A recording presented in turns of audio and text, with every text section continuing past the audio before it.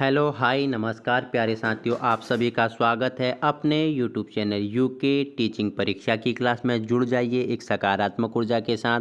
Copy कलम उठाना है, मेरे साथ आपको नोट्स बनाते हुए चलना है। आगामी UK triple SC LT grade शिक्षक भर्ती 2024, ठीक है, 1544 पोस्ट हैं। उसके लिए हमारी क्या चल रही है, एक फास्ट रिवीजन चल रही है, जिसमें हम आज महत्वपूर्ण टॉपिक को करने वाले हैं, जिसमें हम चर्चा परिचर्चा करेंगे उत्तराखंड में बालिका, ठीक है, गर्ल एजुकेशन के बारे में, ठीक है, उत्तराखंड में बालिका शिक्षा के बारे में हम चर्चा परिचर्चा करने वाले हैं। डेली आपके लिए कोई न कोई वीडियो आती है, महत्वपूर्ण होती है। यह सीरीज भी आपके लिए क्या होगी, महत्वपूर्ण होगी। तो हम जानेंगे उत्तराखंड में बालिका शिक्षा। आपको पता है कि प्राचीन काल से ही बालिकाओं को मतलब स्त्रियों को शिक्षित नहीं किया जाता था। क्यों नहीं किया जाता था, ठीक है, उनको घर का ही काम करना पड़ता था, ठीक है। हमारे समाज में ऐसी कुप्रथाएं थीं, जैसे आप उसमें बाल विवाह हो गया, सती प्रथा आपने नाम सुना था, पर्दा प्रथा, ठीक है, जौहर प्रथा। तो ऐसे ही क्या थे, कुप्रथाएं व्याप्त थी, और उसमें महिलाओं को पढ़ने नहीं दिया जाता था, ठीक है, पुरुषों को पढ़ने दिया जाता था। चाहे आप क्या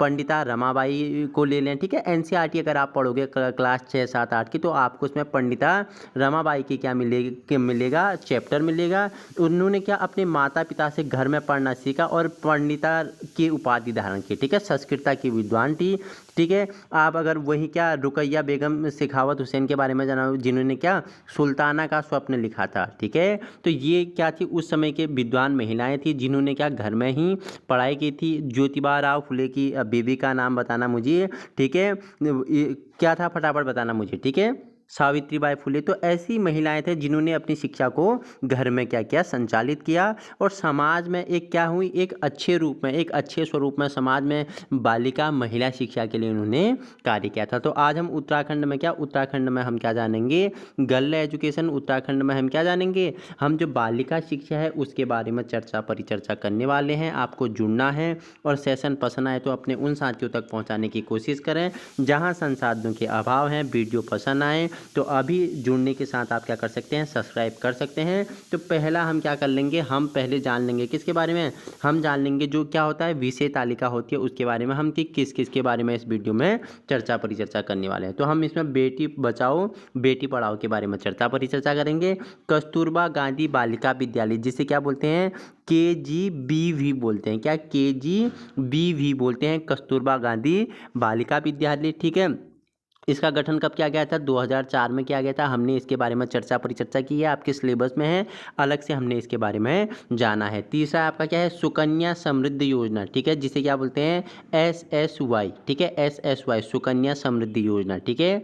बालिका शिक्षा दिवस के बारे में चर्चा परिचर्चा करेंगे। राष्ट्रीय साधन सह योग्यता छात्रवृत्ति, जिसे क्या बोलते हैं, NMMS योजना बोलते हैं। और हम राष्ट्रीय माध्यमिक शिक्षा, जिसे RMSA आपके क्या है टॉपिक में है, इसके बारे में हम व्याख्यात्मक रूप में चर्चा परिचर्चा करेंगे। और हम अंतिम में चर्चा परिचर्चा करेंगे अनुसूचित जनजाति बालिकाओं के लिए उच्च शिक्षा के लिए राष्ट्रीय छात्रवृत्ति के बारे में चर्चा परिचर्चा करने वाले हैं। तो सबसे पहले हम चर्चा परिचर्चा करेंगे किसके बारे में, बेटी बचाओ बेटी पढ़ाओ, बेटी बचाओ बेटी पढ़ाओ के बारे में, जिसे क्या BBBP, ठीक है, बी मतलब बेटी, बी मतलब बचाओ, बी मतलब फिर बेटी, पी मतलब पढ़ाओ। तो बेटी बचाओ बेटी पढ़ाओ के बारे में चर्चा परिचर्चा करने वाले हैं। तो यह योजना आपको पता है 2015 में शुरू की गई थी। बेटी बचाओ बेटी पढ़ाओ योजना का उद्देश्य क्या था, घटते बाल लिंग अनुपात को संबोधित करना था, ठीक है। जो क्या था, हमारे देश में, राज्य में, समाज में क्या था, स्त्रियों की कमी, ठीक है। स्त्री लिंग मतलब कि घटती स्त्री, अगर आजकल ये आप देखते हैं कि, ठीक है, तो सभी को क्या चाहिए, सभी को पुत्र चाहिए, ठीक है, कि बेटा हुआ है तो खुश होते हैं, जहाँ बेटी हुई है बोलती है थोड़ी उनके मुंह में मायूसी छा रही है। हालांकि हमारा समाज बदल रहा है, लेकिन अभी भी ये चीज़ें क्या है, पूरी तरह समाप्त नहीं हुई हैं। तो हमारे समाज में इन बेटियों को आगे बढ़ाने के लिए, इन्हें पढ़ाने के लिए BBBP योजना चलाई गई थी 2015 में, ठीक है। आगे अगर बात करूं तो बालिकाओं की शिक्षाओं को बढ़ावा देने के लिए, बालिकाओं की क्या शिक्षा को बढ़ावा देने के लिए, इनके लिंगानुपात में वृद्धि करने के लिए, और बालिकाओं की शिक्षा स्वास्थ्य के लिए वित्तीय सहायता प्रदान करना, इसका क्या था, मुख्य लक्ष्य था। इस योजना को राज्य सरकार या संघ शासित प्रदेशों और अन्य संबंधित मंत्रालयों, विभागों और हितधारकों के साथ मिलकर सहयोगात्मक तरीके से इसे लागू किया गया था। इस योजना को 3 स्तरीय ढांचे के माध्यम से लागू किया गया था। ठीक है, त्रिस्तरीय माध्यम से इसे क्या किया गया था, लागू किया था। जिला, राज्य और राष्ट्रीय स्तर। त्रिस्तरीय में आपका जिला हो गया, डिस्ट्रिक्ट हो गया, स्टेट हो गया और आपका क्या नेशनल लेवल हो गया। ठीक है, आपका क्या जिला हो गया, राष्ट्रीय स्तर हो गया और आपका क्या राष्ट्रीय स्तर हो गया, जिला हो गया, राज्य स्तर पे इसे लागू किया गया था, जिसका प्रमुख उद्देश्य क्या था, हमारे समाज में जागरूकता पैदा करना था और लोगों को एकजुट करके शिक्षा को मजबूत करना था, लड़कियों की शिक्षा को सक्षम बनाना था। भारत में बच्चों की शिक्षा के लिए किए गए सरकार स्कूल में क्या था, इन बालिकाओं को प्रवेश मिले, इन्हें शिक्षित किया जाए, इनके लिए छात्रवृत्ति की व्यवस्था की गई, इन्हें इंट्रेंस एग्जाम देके जो अच्छा होगा, होशियार होगा, जो पढ़ने में तेज होगा, उनके लिए अच्छी शिक्षा और क्या निःशुल्क आवासीय शिक्षा की व्यवस्था भी की गई थी। तो ये BPVP हमने पढ़ लिया। ठीक है, मुझे बताएंगे यह कब लागू हुआ था, बेटी पढ़ाओ बेटी बचाओ अभियान कब लागू हुआ था, सबसे पहले कहाँ से प्रारंभ हुआ था, आप मुझे बताना कहाँ से हुआ था। हरियाणा से हुआ था क्या, पानीपत से या सोनीपत से, मुझे आप बताएंगे हरियाणा के पानीपत या सोनीपत। ठीक है, सबसे कम लिंगानुपाती आपका क्या है, हरियाणा है। ठीक है, सबसे कम, और सर्वाधिक पूछेगा तो केरल आपका राइट आंसर हो जाएगा। दूसरा आपका क्या है, दूसरा टॉपिक आपका क्या है, दूसरा टॉपिक है कस्तूरबा गांधी बालिका विद्यालय। ठीक है, हम चर्चा परिचर्चा करने वाले हैं कस्तूरबा गांधी बालिका विद्यालय के बारे में चर्चा परिचर्चा करने वाले हैं। आपके सिलेबस में अलग से टॉपिक में है, हमने पहले भी चर्चा परिचर्चा की है, आज भी हम चर्चा परिचर्चा करेंगे। ठीक है, बेटी बचाओ बेटी पढ़ाओ जिसे क्या बोलते थे, हमने चर्चा परिचर्चा कर ली है, BBBP योजना का 22 जनवरी 2015 को मोदी सरकार द्वारा क्या की गई, इसे मोदी जी द्वारा इसे शुरू किया गया था। इसका उद्देश्य क्या था, इसका उद्देश्य बाल लिंगानुपात छवि, ठीक है, जिसे CSR बोलते हैं, ठीक है, में गिरावट के मुद्दे को संबोधित करना, और यह महिला एवं बाल विकास मंत्रालय, स्वास्थ्य एवं परिवार कल्याण मंत्रालय और मानव संसाधन विकास मंत्रालय द्वारा संयुक्त रूप से संचालित एक राष्ट्रीय पहल है। आपसे पूछ लेगा जो बेटी बचाओ बेटी पढ़ाओ अभियान है, तो 22 जनवरी 2015 को इसे मोदी जी द्वारा लागू किया गया था। कहाँ से किया गया था, कौन से डिस्ट्रिक्ट से इसे लागू किया गया था, आप मुझे बताएंगा। इसके उद्देश्य क्या थे, जो लिंगानुपात में कमी हो रही थी उसमें वृद्धि करना, उनको पढ़ाना है बालिकाओं को, इनकी शिक्षा में सुधार हो।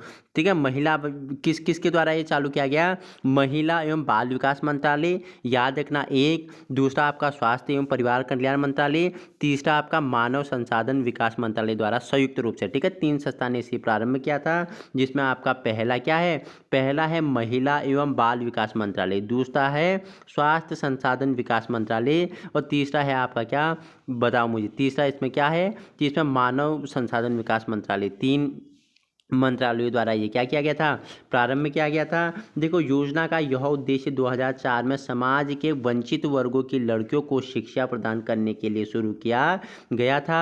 इस योजना के तहत कम महिला साक्षरता दर वाले क्षेत्रों में लड़कियों के लिए आवासीय विद्यालय स्थापित किए गए थे, जिसे आप क्या बोलते हैं, कस्तूरबा गांधी विद्यालय बोलते हैं। स्कूल में क्या 8वीं कक्षा तक शिक्षा प्रदान करते हैं और छात्रवृत्ति की सुविधा भी प्रदान करते हैं। ठीक है, लड़कियों को क्या 8वीं तक शिक्षा प्रदान करना है, उसके साथ साथ ही उन्हें छात्रवृत्ति भी प्रदान की जाएगी और आवासीय व्यवस्था उनके लिए की जाएगी, जिसके साथ वो रह सके और क्या कर सके। देखो, मिड डे मील योजना अगर आती है तो क्यों लाते हैं, अगर बालिकाओं को छात्रवृत्ति दी जा रही है तो क्यों दी जा रही है, इसके क्या कारण है। ठीक है, आप भली भांति इनसे परिचित हैं कि लिंगानुपात की जो हमारे देश में क्या लिंगानुपात कम है, ठीक है, 1000 पुरुषों पर 943 स्त्रियां हैं, उसमें वृद्धि करने के लिए। और शिक्षा को क्यों, देखो लड़कियां आजकल किसी भी स्तर में कमजोर नहीं है, आपको पता है। ठीक है, अगर आप देख रहे हैं तो परीक्षा में कोई भी एग्जाम हो उसमें 90% क्या हो रही हैं, लड़कियां क्या हो रही हैं, सफलता प्राप्त कर रही हैं। केवल 10% ही लड़के हैं जो सफलता हासिल कर रहे हैं। ठीक है, मैं यहाँ लड़कों का विरोध नहीं कर रहा हूँ, लेकिन जो देख रहे हैं आप वर्तमान समय में स्थिति में, उसकी बात कर रहा हूँ।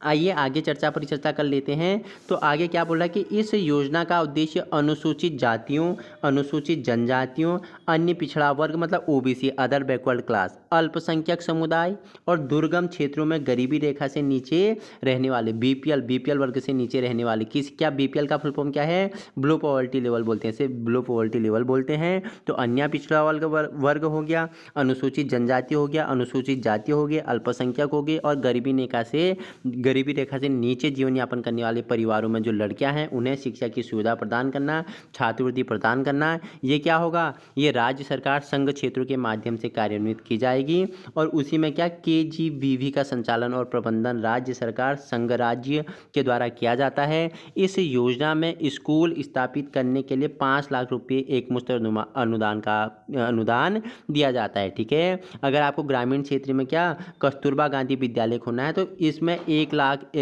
क्या एक मुश्त में कितने बताओ, कितना बताया मैंने आपको, 5 लाख रुपया स्कूल का निर्माण करने के लिए, उसे स्थापना करने के लिए, स्कूल का भवन बनाने के लिए क्या दिया जाता है, अनुदान दिया जाता है। और प्रतिवर्ष 1.5 लाख, ठीक है, 1.5 लाख क्या आवर्ती अनुदान इन्हें क्या की जाती है, प्रदान की जाती है। तो आपने कस्तूरबा गांधी विद्यालय योजना फास्ट रिवीजन किया, बाकी हमने इससे पहले भी इसके बारे में परिचर्चा की है। थर्ड है आपके लिए सुकन्या समृद्धि योजना, जिसे क्या बोलते हैं, SSY बोलते हैं, SSY बोलते हैं। 2015 में इसे शुरू किया गया था। देखो, सुकन्या समृद्धि योजना बालिकाओं के लिए एक छोटी जमा योजना है। ये क्या है, एक छोटी जमा योजना है। यह योजना माता पिता को बालिका के नाम पर बचत खाता खोलने की अनुमति देता है। सुकन्या समृद्धि योजना कि जिसकी बालिका पैदा हो गई तो माता पिता को क्या देगा, यह आदेश देगा कि बैंक में बालिकाओं के लिए क्या एक खाता खोला जाए, जिसमें क्या प्रतिवर्ष क्या किया जाए, हर महीने उसमें धनराशि डाली जाए और क्या 7.6, ठीक है, 7.6 यानी 7.6% की उच्च ब्याज दर प्रदान करती है। यह धनराशि बालिकाओं के 18 वर्ष की पूरा होने पर उनकी शिक्षा या विवाह के लिए निकाली जा सकती है। ठीक है, बैंक में खाता खोला जाएगा, उन्हें कितना 7.6 का ब्याज दर मिलेगा। जो पैसा उनका जमा होगा उसका कितना 7.6 क्या मिलेगा, ब्याज दर मिलेगा। और जब बालिका क्या कर लेगी, 18 वर्ष पूरा कर लेगी तो उसके विवाह के लिए और उच्च शिक्षा के लिए वो अपने जो जमा राशि है उसे निकाल सकती है, अपनी शिक्षा संचालित कर सकती है। ठीक है, इतना इसमें था। और यही खाता बालिका के कानूनी अभिभावक द्वारा किसी भी डाकघर या अधिकृत बैंक शाखा में खोला जा सकता है। इसमें न्यूनतम जमा राशि कितना 1,000 रुपया तथा अधिकतम जमा राशि 1.5 लाख रुपये प्रति वर्ष है। ठीक है, न्यूनतम आप कितना 1,000 रुपया जमा करोगे, अधिकतम कितना 1.5 लाख रुपया प्रति वर्ष इसमें जमा कर सकते हैं। योजना आयकर अधिनियम की धारा 80C, ठीक है, योजना अगर पूछ लेगा कि जो सुकन्या समृद्धि योजना है कौन सी अधिनियम धारा के अंतर्गत इसे रखा गया है, किस अधिनियम के तहत इसे लाभ मिलता है, तो योजना धारा 80C के अंतर्गत लाभ प्रदान करती है। तो यह आपका क्या था, सुकन्या समृद्धि योजना था। चौथा आपके लिए है राष्ट्रीय बालिका दिवस। राष्ट्रीय बालिका दिवस आपके लिए है, तो इसके बारे में जितना भी महत्वपूर्ण होगा तो फास्ट रिवीजन में हम परिचर्चा करने वाले हैं। तो देखो, भारत में बालिका शिक्षा के महत्व और उनके सामने आने वाली चुनौतियों के बारे में जागरूकता बढ़ाने के लिए हर साल 24 जनवरी को राष्ट्रीय बालिका दिवस मनाया जाता है। कितनी बालिकाएं मेरे साथ जुड़ी हुई हैं, तो उनको याद रखना है 24 जनवरी आएगी तो अपने लिए उन्हें क्या करना है, एक पोयम लिखनी है, उन्हें क्या करनी है, पोयम लिखनी है। तो क्या है, 24 जनवरी को क्या प्रतिवर्ष राष्ट्रीय बालिका दिवस मनाया जाता है। इस दिन बालिका शिक्षा और सशक्तिकरण को बढ़ावा देने के लिए विभिन्न गतिविधियां और कार्यक्रम आयोजित किए जाते हैं। 24 जनवरी को बालिकाओं की शिक्षाओं को बढ़ाने के लिए, बालिका हर क्षेत्र में आगे हो, बालिकाओं की स्थिति बदले और जो हमारे राज्य में, जो हमारे स्टेट में, जो हमारे कंट्री में जो बालिकाएं जो लिंगानुपात है उनमें वृद्धि हो। जो 943 है वो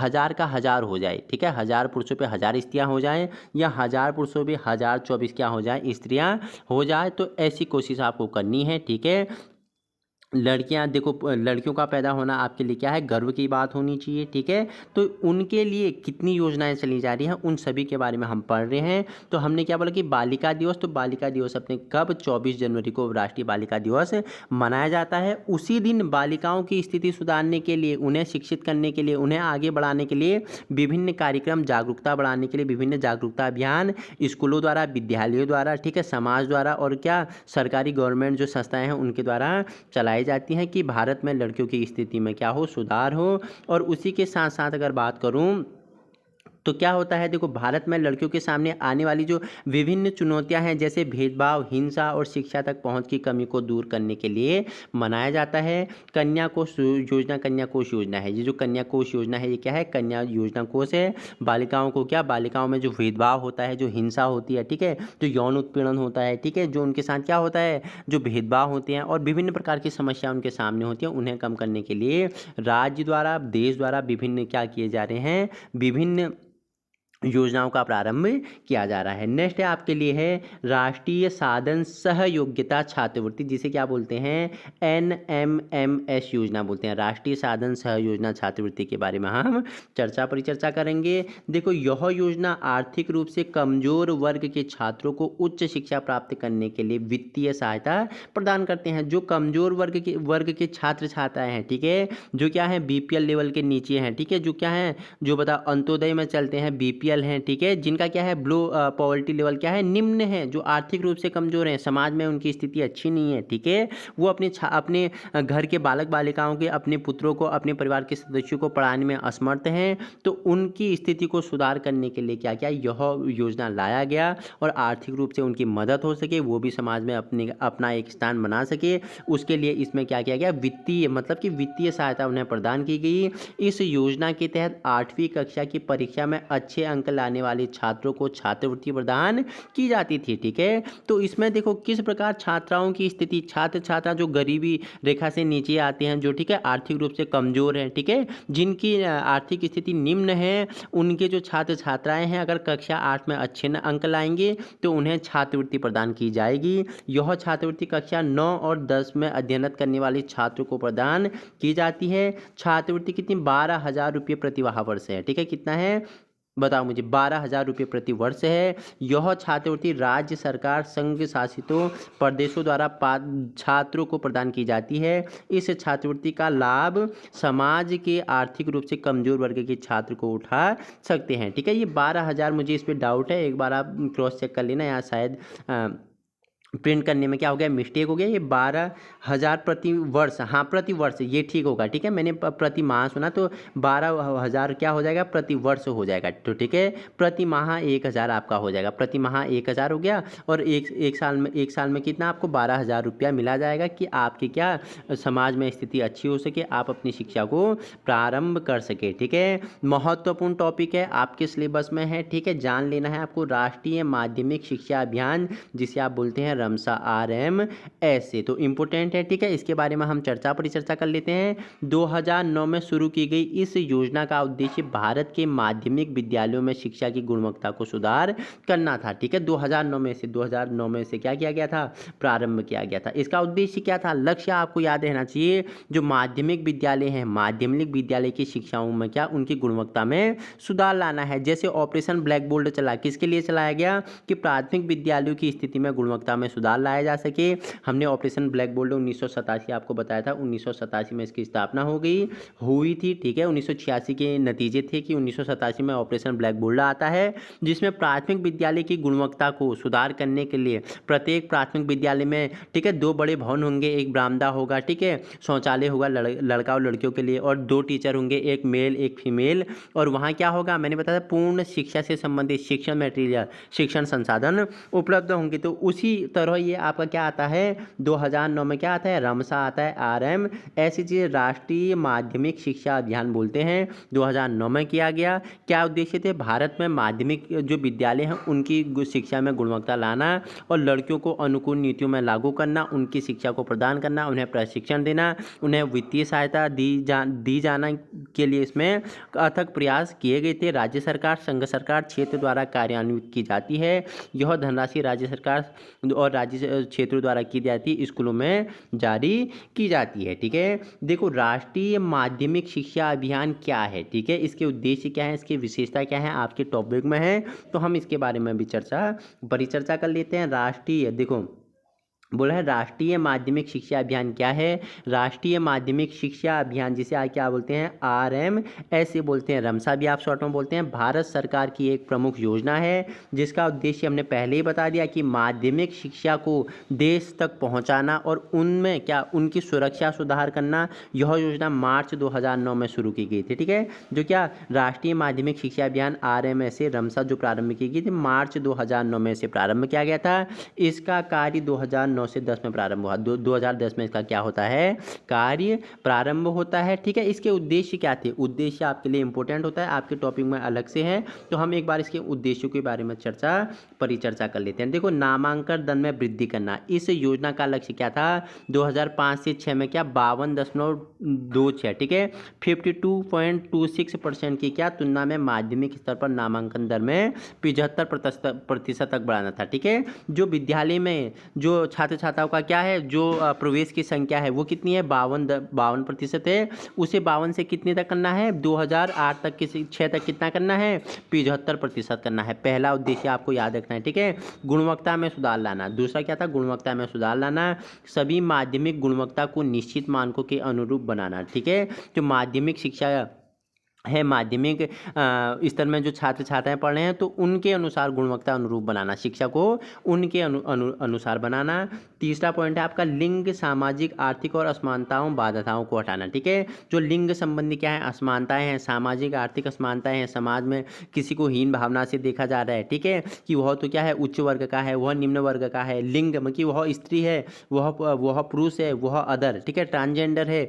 लिंग के आधार पर, समाज के आधार पर, आर्थिक स्थिति के आधार पर क्या इनमें कोई भी भेदभाव नहीं होगा। इन बाधाओं को हटाना इसका क्या था, मुख्य उद्देश्य था। नेक्स्ट पॉइंट है सार्वजनिक पहुंच। सार्वजनिक की सभी तक पहुंच, सार्वजनिक मतलब होता है कि सभी तक पहुंच को पहुंचाना। 2017 तक माध्यमिक स्तर की शिक्षा तक सार्वजनिक पहुंच प्रदान करना इसका क्या था, मुख्य लक्ष्य था। नेक्स्ट है आपका रख रखाव में वृद्धि। ठीक है, नेक्स्ट पॉइंट क्या है, रख रखाव में वृद्धि। 2020 तक सार्वभौमिकरण करना और उसके रख रखाव को प्राप्त करना इसका क्या था, प्रमुख उद्देश्य था। अब विशेषताएं जान लेता हूं। ठीक है, राष्ट्रीय माध्यमिक शिक्षा अभियान की विशेषताएं क्या थी? तो देखो, कला और शिक्षा शिल्प कक्षा होनी चाहिए। ठीक है, कला और क्या कैसी, शिक्षकल्प होनी चाहिए, पोर्ट्रेट ब्लॉक शिक्षा होनी चाहिए, भगवान की स्तुति हो गया। ठीक है, दूरस्थ क्षेत्रों में विद्वानों के लिए स्वतंत्र छात्रावास की व्यवस्था की गई थी। नेक्स्ट आपके लिए है, देखो, राष्ट्रीय माध्यमिक शिक्षा अभियान द्वारा गुणवत्ता में गुरु की अतिरिक्त नियुक्ति। ठीक है,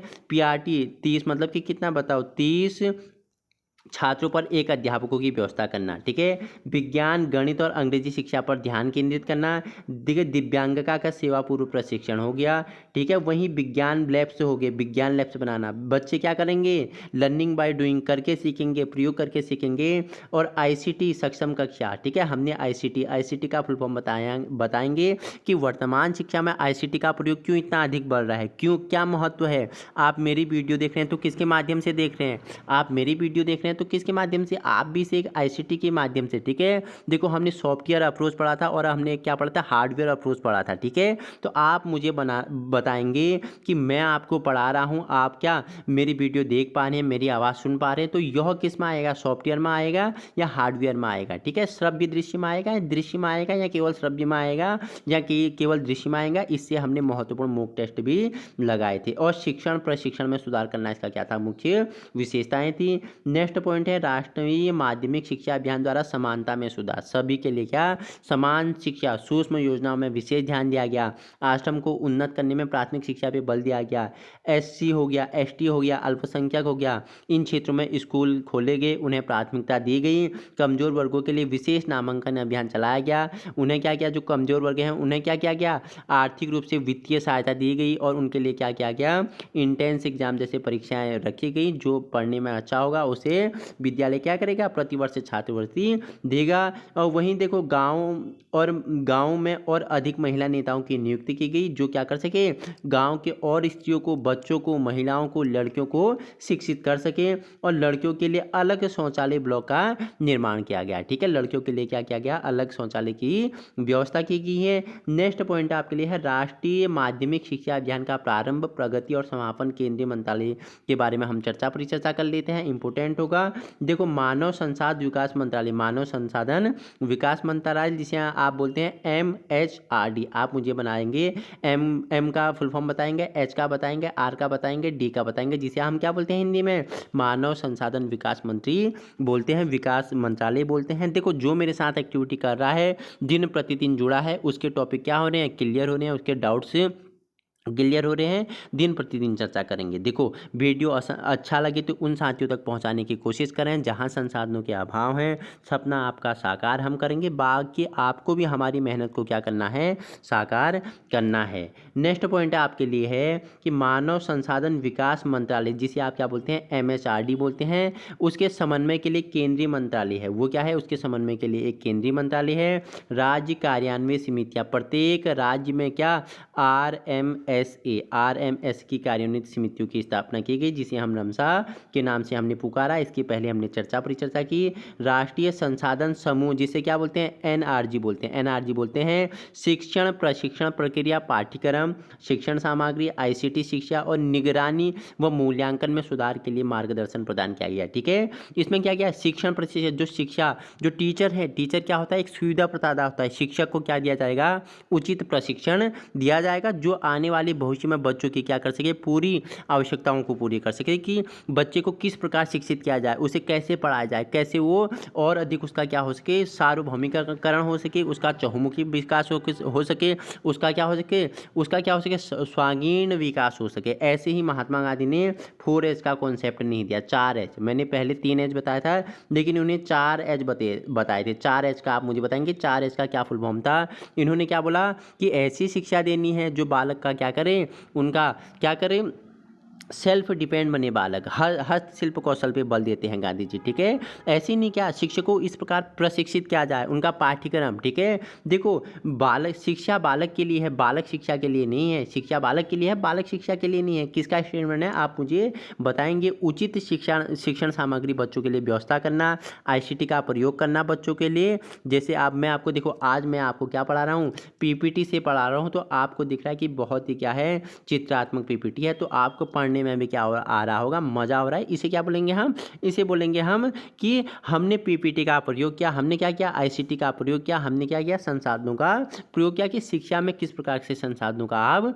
प्रयोग कर सकते हो और बच्चों को कैसे सिखा सकते हो। ठीक है, वो दंड देने वाली शिक्षा आप चलेगी, जो आप गुरुकुल में पढ़ते थे, कठोर अनुशासन वाली शिक्षा अब नहीं रही है। अब क्या करना है, बालक को खेल खेल में सिखाना है, बालक को क्या करना है, मित्र है बालक, आपका क्या है, मित्र है। ठीक है, बालक आपका क्या है, सहयोगी है। बालक के साथ आपको क्या करना है, पूरा वार्तालाप करना है, एक किसके, मित्र के तरह, एक दोस्त के तरह। ठीक है, देखो शिक्षा के 3 पहलू होते हैं। एक पहलू में आपका टीचर हो गया, एक पहलू में आपका स्टूडेंट हो गया, एक में आपका पाठ्यक्रम हो जाता है। इनके बारे में भी हम परिचर्चा करने वाले हैं। नेक्स्ट आपका अंतिम है, जिसमें हम पढ़ेंगे प्रोजेक्ट निगरानी प्रणाली, जिसे PMS बोलते हैं, जिसे क्या बोलते हैं, PMS बोलते हैं। ठीक है, बाकी अगर इसकी PDF आपको कहाँ मिल जाएगी, UK टीचिंग परीक्षा के टेलीग्राम में मिल जाएगी, आप जुड़ सकते हैं, हम लिंक डाल देंगे। आप चैनल ओपन करोगे भी, वहाँ भी आपको क्या, इसका लिंक मिल जाएगा। ठीक है, हमने डमसा पढ़ा था, RMS पढ़ा था। उसकी दक्षता को बढ़ाने के लिए, कार्यान्वयन क्षमता को प्रबंधित करने के लिए परियोजनाएं निगरानी प्रणाली, जिसे क्या PMS ठीक है, सक्षम की गई। राज्य केंद्र शासित प्रदेशों में विभिन्न मासिक धर्म की स्थिति देखी जा सकती है और मासिक प्रगति रिपोर्ट ऑनलाइन जमा की जा सकती है। PMS के मुख्य उद्देश्य क्या थे, हार्ड कॉपियों की आवश्यकता को समाप्त करना, जो क्या है, हार्ड कॉपियां हैं उनकी आवश्यकताओं को समाप्त करना। वेतन हो गया, रिलीज हो गया, वित्तीय स्थिति में वेतन और क्षतिपूर्ति लाना था। वित्तीय प्रबंधन प्रणाली को संतुलित करना था। कार्यक्रम के निचले स्तर पर क्या, समय पर धन पहुंचाना था। जो क्या है, कार्यकरण है, जो कार्यालय हैं, उनके निचले स्तर तक क्या पहुंचाना था, धन पहुंचाना था, जिससे वो क्या कर सके, उचित संसाधनों का उपयोग कर सके। बेहतर वित्तीय प्रबंधन में सहायता करना और कार्यान्वयन के लिए वास्तविक आवश्यकताओं का अधिक सटीक मूल्यांकन करना। देखो बेहतर वित्तीय प्रबंधन करना, ठीक है, बच्चों के लिए बेहतर, बालिकाओं के लिए क्या करना, वित्तीय प्रबंधन करना, सहायता प्रदान करना, कार्यान्वयन के लिए वास्तविक आवश्यकताओं का अधिक सटीक क्या करना, मूल्यांकन करना। हमने मूल्यांकन और क्या पढ़ा, मूल्यांकन और मापन के बारे में भी परिचर्चा की है कि क्या है मूल्यांकन, क्या है मापन। अब अंतिम आपका टॉपिक है योजना का अंतिम अध्ययन हम पढ़ेंगे कि क्या बोल रहा है देखो, राज्य केंद्र शासित प्रदेशों को राज्य अनुसूचित दर या क्या या जो भी क्या क्या हो, राज्य अनुसूचित दर हो, ठीक है, सीपीडब्ल्यू दर हो, सीपीडब्ल्यूडी दर हो, जो भी हो उसको क्या करना, उसका क्या उपयोग को अनुमति देना था। प्रबंधन, निगरानी, मूल्यांकन और अनुसंधान, ठीक है, एमएमईआर को क्या 2.2% से बढ़ाकर कितना 4% तक करना था। रमसा के तहत आरएमएसए, ठीक है, आरएमएसए के तहत केंद्रीय प्रकाशन योजनाओं का समालोचन करना था। वहीं नेक्स्ट देखो, आरएमएस रमसा के धारकों को सहायता प्रदान करना, माध्यमिक घटकों को विस्तारित करना, 12वीं योजना अवधि के शेष समय के लिए निधि साझाकरण को क्या 72:25, ठीक है, 72:75, जिसे गैर क्या बोलते हैं, जिसे क्या गैर ईमानदारी समग्र राज्यों के लिए, गैर ईमानदारी जो समग्र राज्य हैं उनके लिए कितना निधि किया गया, उनके लिए 72:25 किया गया। और जो क्या है ईमानदारी संलग्न राज्य हैं उनके लिए भी क्या 90:10 किया गया। जो समग्र क्या है राज्य हैं इसे लागू करना। और देखो, आरएमएसए योजनाओं की क्या सभी प्रावधानों के निधियों को सीधे राज्य क्या करेगा, लागू करने की अनुमति देगा। अब आपके लिए अंतिम स्लाइड है, हम पढ़ेंगे इसमें अनुसूचित जनजाति बालिकाओं के उच्च शिक्षा के बारे में। हमने पहले भी इन चीज़ों के बारे में परिचर्चा की है। यह आपके लिए फास्ट रिवीजन था कि आपने वहाँ से कितना सीखा। तो अनुसूचित जनजाति बालिकाओं को उच्च शिक्षा के लिए बात करूँ तो अनुसूचित जनजाति बालिकाओं की उच्च शिक्षा के लिए राष्ट्रीय छात्रवृत्ति, यह योजना अनुसूचित जनजाति एसटी, ठीक है, एसटी की लड़कियों को उच्च शिक्षा प्राप्त करने के लिए वित्तीय सहायता प्रदान करना था। यह छात्रवृत्ति उन छात्राओं को प्रदान की जाती है जिन्होंने 10वीं कक्षा की परीक्षा में उत्तीर्ण किए हैं और अच्छे नंबर लाए हैं और उच्च शिक्षा कार्यक्रम में नामांकन है। छात्रवृत्ति राशिफल पर चर्चित सरकारी योजनाओं के अतिरिक्त भारत में बालिका शिक्षा के लिए व्यक्तिगत अनुदान और छात्रवृत्ति का भी क्या किया गया था, उन्हें उपलब्ध कराया गया था, अनुदान दिया गया था जिससे वे पढ़ सके, जिससे समाज में उनका क्या जो भेदभाव वाली स्थिति थी, जो उन्हें क्या छुआछूत के रूप में क्या दर्शाया जाता था, उनको कम करना था, उनको छात्रवृत्ति प्रदान करना था। उनके जो क्या थे,